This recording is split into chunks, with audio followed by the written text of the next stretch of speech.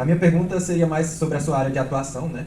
É porque, como você falou aí, você teve um contato com a agricultura e, ao mesmo tempo, você está empenhado aí nessa luta, nessa questão ambiental. E eu queria saber sobre, e nós vemos hoje essa questão muito de desmatamento, vemos essa questão de agressão ao meio ambiente. Eu queria saber sobre o ponto de equilíbrio, né?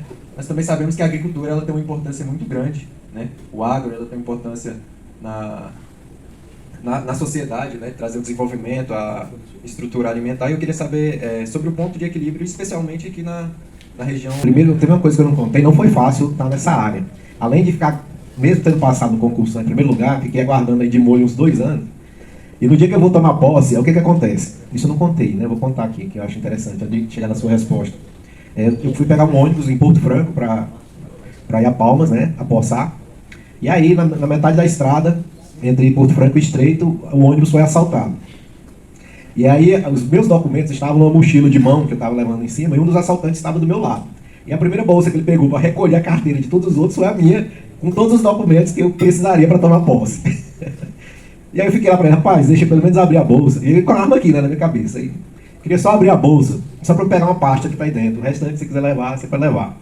E minha carteira, eu tiro dinheiro, você carrega, eu preciso só dos documentos, eu preciso resolver um trem que não... E aí, com muita insistência, o assaltante permitiu que eu procurasse a carteira e tirasse da bolsa a pasta, né? Mas aí depois que passou tudo, né, que passa adrenalina e tal, aí fomos fazer os registros de boletim de ocorrência em Estreito, do assalto. Aí uma senhora chegou para mim que estava atrás, né, e falou, nossa, eu estava vendo o assaltante atirar na sua cabeça. Eu falei, pois é, mas também não ia ter muito o que fazer, não. Você não pega minha pasta, não ia conseguir tomar posse lá, não ingressar na carreira aí para trabalhar com o meio ambiente. A gente sorria assim, mas foi tenso. No dia foi meio complicado. Mas consegui, né, ingressar. Bem, de 92 para cá, nós temos um debate a nível mundial que trata dessa questão de qual é o ponto de equilíbrio, né? E o conceito que foi criado, teórico, para justificar algumas coisas, é o do desenvolvimento sustentável. Porque o que se fala? O agronegócio, ele traz desenvolvimento, mas só o desenvolvimento é suficiente? Às vezes não, se os recursos naturais vão ser exauridos no processo da construção desse desenvolvimento, né? Então eu preciso, se a minha atividade produtiva polui a água que eu vou utilizar, isso em algum momento vai se tornar inviável, né? Aquele processo produtivo. Se a minha atividade também produz respeito ao meio ambiente, mas amplia as desigualdades sociais, também não estamos distante do ponto de equilíbrio. Então o conceito teórico de desenvolvimento sustentável é o que se busca, né? Um desenvolvimento que produza com economia viável, respeitando os recursos naturais e trazendo justiça social. Então esse é o ponto de equilíbrio, quando você consegue equilibrar esses 3 pontos. Não é fácil, não é tão fácil, porque existem interferências diversas na construção desse processo. Por exemplo, hoje muitas técnicas de produção conseguiram minimizar os impactos sobre o solo, né, do uso de maquinário, da questão de processos erosivos, do cuidado para não poluir rios. Só que o nível de tecnologia que está no campo hoje, no processo produtivo, ele diminui a quantidade de pessoas tendo renda diretamente com o processo produtivo. Então a tecnologia produziu aí um viés de desempregação do campo, né? Ou seja, ampliando o quê? Justamente a diferença social entre quem estava ali no entorno em algum momento, né, oferindo renda, quando às vezes poderia ainda usar enxada, usar uma foice, usar um instrumento mais manual. Então, praticamente hoje, nos grandes processos das monoculturas, você não tem. Você vai numa fazenda que produz soja, que produz gado, que produz eucalipto, aqui no nosso... Você não vai ter dificuldade de encontrar pessoas lá trabalhando, né? Então, assim, e quando você tem, são trabalhos quase que temporários, né? Eles duram ali um ciclo curto, depois, né, se encerram. Então, o ponto de equilíbrio, do ponto de vista conceitual, seria isso, de você tentar buscar a essência do desenvolvimento sustentável, que vai levar em conta esses 3 aspectos. A minha experiência particular de ter estudado o processo agrícola de produção e depois de ter acompanhado de ter a oportunidade de acompanhar toda a legislação ambiental, me permite estar bem na linha de frente dos conflitos entre esses 2 conceitos, né? Entre o respeito à questão ambiental e ao que diz a legislação ambiental no Brasil, Código Florestal, Lei de Crimes Ambientais, Política Nacional de Meio Ambiente, Política Nacional de Resíduos Sólidos, Marco marco legal do saneamento, mais recentemente. Então, tudo isso são legislações que estão presentes no Brasil e, do outro lado, os conflitos. A gente fala no agronegócio, mas o agronegócio tem o seu aspecto produtivo, tem o seu aspecto da geração de alimento, tudo, importante na balança comercial do país, mas também nós temos outros conflitos, por exemplo, o da disputa por território, dos garimpos ilegais, né, de outros pontos que também estão ligados a essa questão ambiental. Né? Então, não é fácil chegar a esse ponto de equilíbrio. Né? De fato, ainda parte da humanidade enxerga os recursos naturais apenas como algo a ser explorado, né? Sem medir as consequências do que isso pode gerar no futuro. Bem, mais uma vez, bom dia a todos e a todas. De forma especial, bom dia a Lamarck. Em nome do diretório acadêmico do Centro Acadêmico de Direito, de todos os estudantes do curso de Direito, nós agradecemos a presença do senhor aqui hoje, esboçando um pouco da sua trajetória, que vem aí desde da sua entrada nos movimentos estudantis até essa política mais voltada à partidária.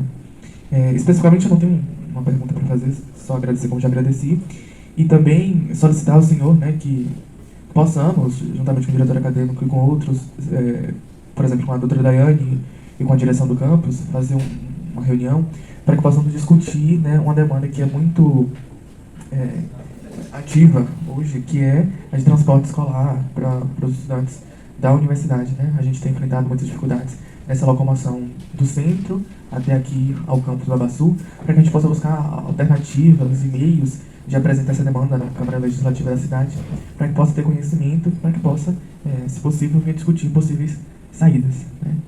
Então, essa é a questão que eu gostaria de trazer e agradecer. No mais é isso. Algumas pessoas já haviam me citado essa questão do transporte. Nós temos aí um arcabouço legal para algumas situações, mas que a atual gestão não vem seguindo, né? Por exemplo, nós temos uma lei que criou um sistema de transporte para alunos que fazem faculdade no município de Imperatriz, no Maranhão, né? Então lá, essa lei já existe desde 2015, eu acho, mas não vem sendo executada, né? Nós não temos algo específico aqui para o município, mas a gente pode suscitar o debate. Eu acredito que possam haver alternativas, ou agregando que o município já tem de transporte público para atender outras entidades, né, como as escolas públicas que atuam no município, que existe um transporte nesse sentido, ou mesmo algo mais específico aqui para o campus. A gente tem essa disposição de fomentar esse debate e pode contar com o apoio do vereador Lamarck nessa questão. Tá? A minha pergunta é uma pergunta dentro do aspecto político, até porque você é como vereador e tem essa trajetória, uma trajetória de embate, de discussão de ideias, e é interessante ouvir sua opinião acerca disso. A minha pergunta é no sentido de que o que você pensa sobre a possibilidade de termos no Brasil, né, nosso país, uma ampla reforma política, até pelas ideias que você colocou anteriormente, suscita um pouco desse debate.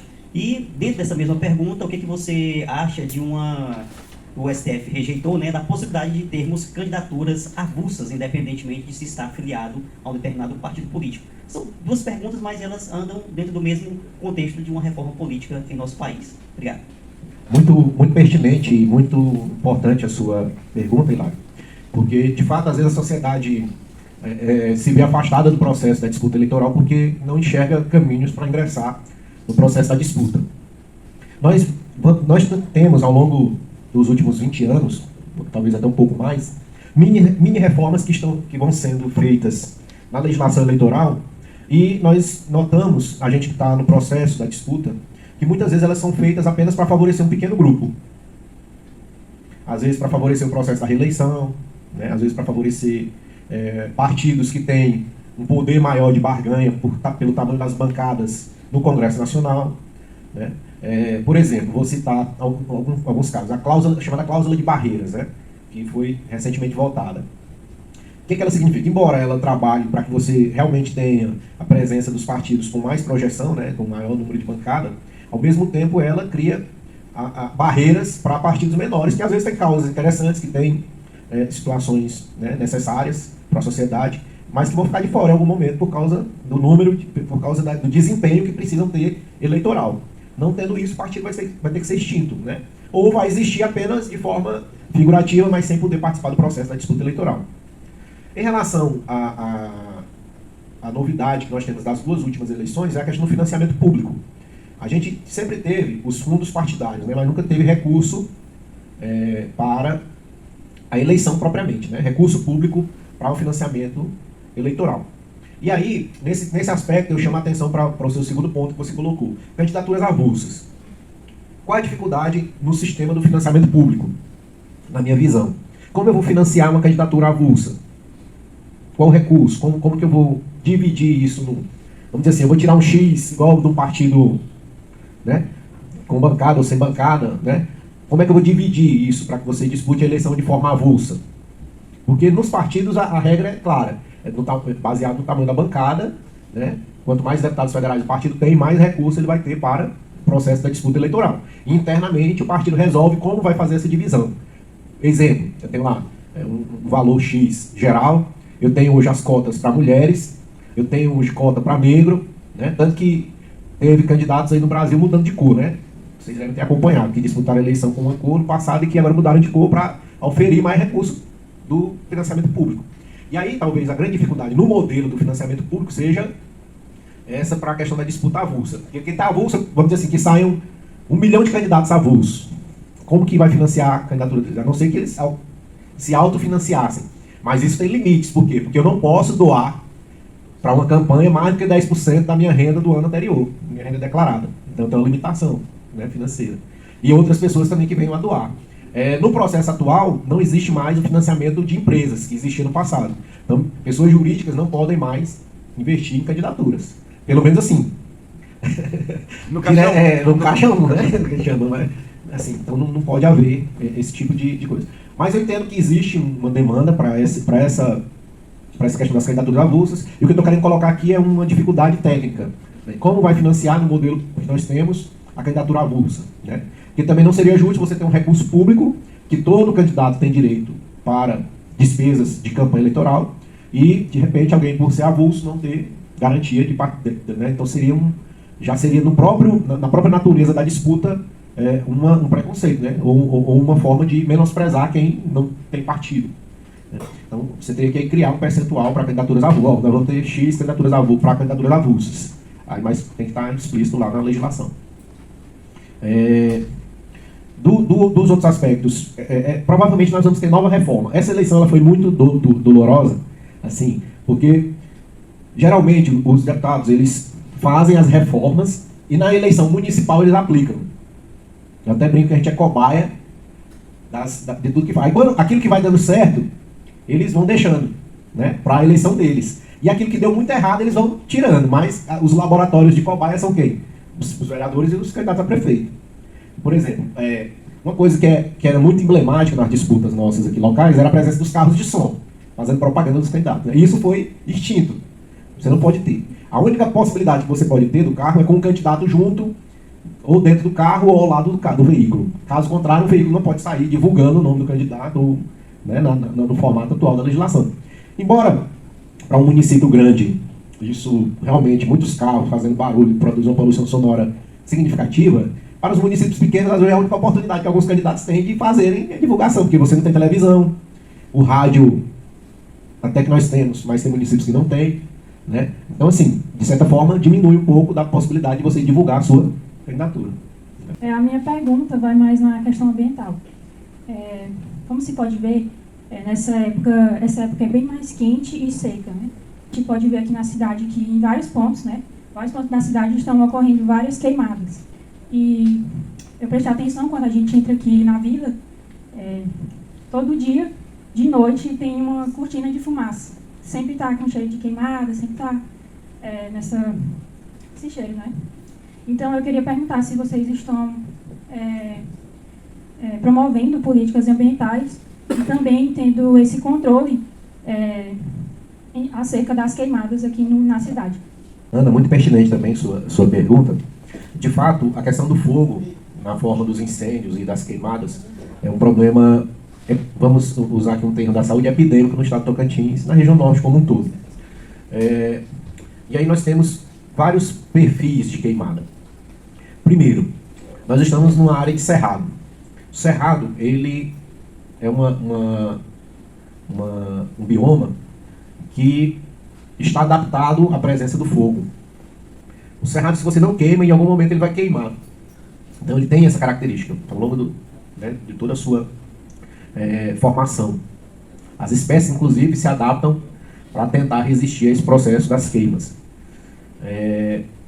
E aí, a presença humana, ela traz aspectos culturais e aspectos de uma certa ignorância, em que o fogo ele é utilizado como um instrumento de limpeza, né?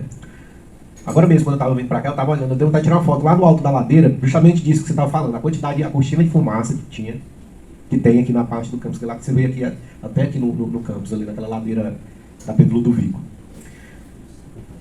Qual a dificuldade nossa? Do ponto de vista das políticas, nós temos, o que é que nós temos hoje? Nós temos o sistema de monitoramento de focos de calor, que é o que nós chamamos tecnicamente de fogo. Nós temos um grupo de satélites que passam diariamente na órbita, que conseguem coletar qualquer ponto na superfície do solo onde a temperatura esteja acima do nível normal. O que é o normal? Vamos dizer que o teto aqui de metal, de algum ponto aqui, chega a 50 graus durante o dia. Aí esse satélite vai passar e vai ignorar esse ponto, mas se ele encontrar um ponto de 100, 120 graus, ele vai registrar. Ou seja, então eu sei que ali está havendo uma queimada. Então, e aí quando você pega você joga isso num gráfico, vocês podem até entrar no INPE e ver a quantidade de pontinho que aparece, você diz, não acredito que tem estudo de fogo aqui. Mas tem. Também, tecnicamente, nós chamamos de queimada tudo aquilo que é autorizado pelos órgãos ambientais. As queimadas, então, elas têm um aspecto de serem autorizadas. E o Naturatins, que é o órgão que faz a execução da política de meio ambiente no estado de Tocantins, é dita todos os anos uma portaria proibindo o uso do fogo entre os meses de julho até novembro. Então não são emitidas, nesse período, o que nós chamamos lá de AQC, autorização para queima controlada. Tá? O Naturatins não emite. Então toda queima que tem nesse período, ela é, do ponto de vista da lei, ilegal. Né? O Naturatins não autoriza. E aí nós temos um traço cultural muito forte da nossa região, que é as pessoas no final do dia juntarem as folhas, né? Até já fiz trabalho com os alunos para eles fazerem uma estatística do quanto que isso é forte. Vocês vão ver aqui, ó, no final do dia, ou então não precisa chegar no final do dia, basta você passar na porta das casas e contar o número de manchas de cinza que você vê na frente. As pessoas têm isso, culturalmente. A senhorinha vai lá, varre, ela só acredita no fogo. Ela acha que vai limpar, né? E até a gente, quando está fazendo algumas atividades de educação ambiental, costuma dizer o seguinte: um escorpião, uma serpente, uma barata, um rato, se você tem lixo no seu quintal, ou o resto de material orgânico no seu quintal, esses animais vão conviver com isso ali. Mas se você queima aquele material, não pense você que os animais vão ficar ali esperando ser queimados. Eles vão migrar para onde é mais seguro para eles. E onde é mais seguro? Dentro de casa, que o povo só faz fogo mesmo no fogão lá, né? Só na chaminha do fogão. Vem para dentro, vai aumentar a quantidade de aranha, vai aumentar a quantidade de escorpião, se você tiver uma área baldia muito grande. Vai aumentar a chance de você encontrar uma serpente debaixo da sua cama ou no banheiro, entendeu? Então, assim, as pessoas às vezes não têm esse nível de percepção, né? Mas isso é um risco real, né? De aumentar. As queimadas irregulares, elas são chamadas de incêndios florestais. Incêndio, então, é aquilo que não é legal.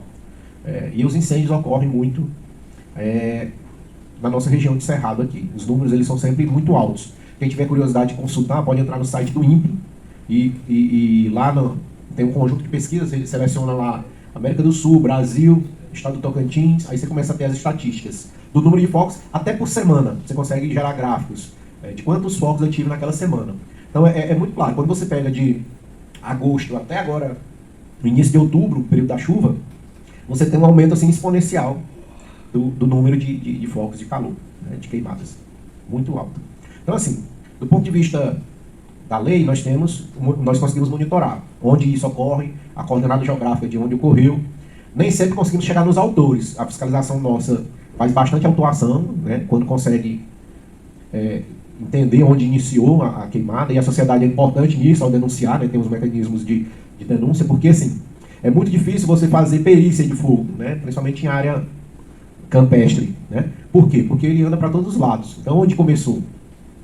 Salvo situações muito específicas, por exemplo, quando um fio elétrico cai num ponto e você sabe que foi ele que originou aquele incêndio, ou quando de fato você vê que o cara queimou ali dentro de uma área e a intenção dele era queimar aquela área, mas ele não conseguiu controlar e o fogo vazou para um outro ponto, né? Então, mas é difícil fazer perícia de fogo.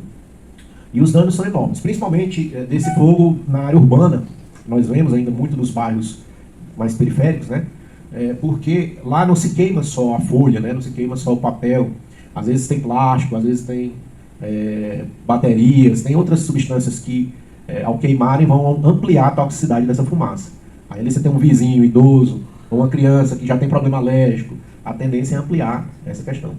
Ou às vezes até situações em que as crianças desenvolvem alergias que você não sabe a origem. E elas são mais recorrentes no período mais seco, né?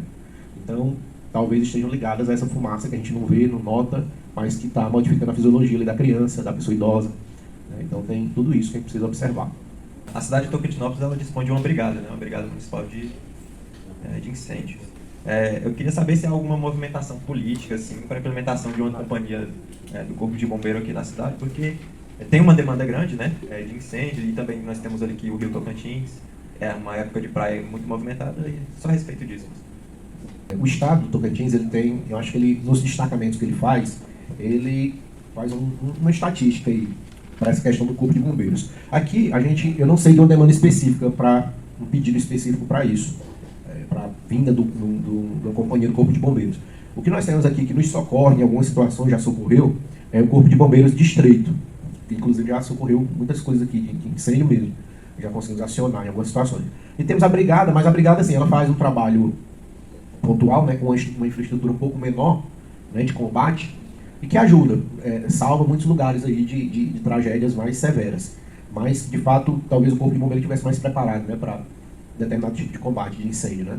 É uma demanda que, acho que também, como você concorda, necessária, mas que depende do governo do estado ver como é que é essa divisão das companhias, né. E do quadro também. Nós sabemos que a Polícia Militar do Estado de Tocantins, ela recentemente agora tem turmas formando, né, acadêmicos sendo formados para atuarem nas ruas, mas ela é deficitária, né, um número pequeno de policiais hoje.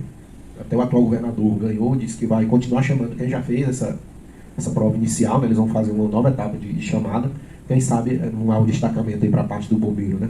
Tomara, porque existe uma demanda grande. E aí essa questão do fogo não é só aqui, no estado todo. Você pega o Tocantins todo, ele está em chamas hoje.